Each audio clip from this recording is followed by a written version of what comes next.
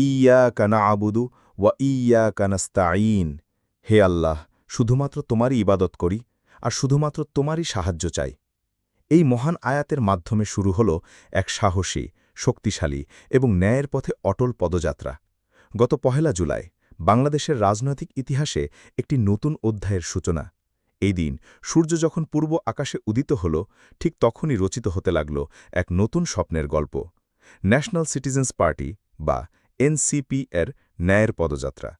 এটি শুধু একটি রাজনৈতিক কর্মসূচি নয়, এটি একটি আত্মিক আন্দোলন, একটি নৈতিক বিপ্লব, যেখানে মানুষ নিজেকে প্রশ্ন করছে, এই সমাজ কি ন্যায়ের জন্য প্রস্তুত? আমি কি সত্য ও ইনসাফের পক্ষে দাঁড়াতে পারি?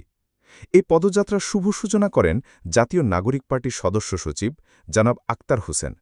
তিনি উচ্চারণ করেন একটি স্বপ্নের কথা, একটি সমাজ যেখানে প্রতিটি মানুষ সমান অধিকার পায়, যেখানে দুর্নীতি, চাঁদাবাজি, দলীয় দুঃশাসন থাকবে না, যেখানে ধর্ম বর্ণ নির্বিশেষে প্রতিটি মানুষ নিরাপদ, সম্মানিত ও স্বাধীনভাবে বাঁচবে।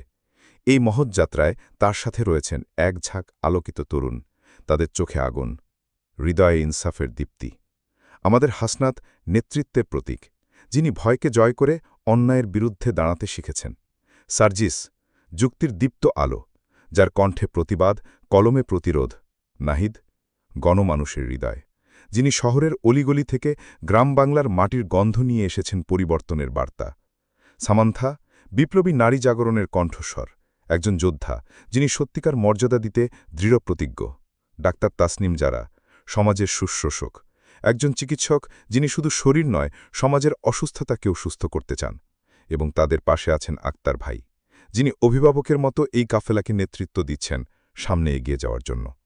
এরা কেউই ক্ষমতার লোভে মাঠে নামেনি, তারা মাঠে নেমেছে আল্লাহর সন্তুষ্টি, ইনসাফ প্রতিষ্ঠা ও মানুষের কল্যাণের জন্য।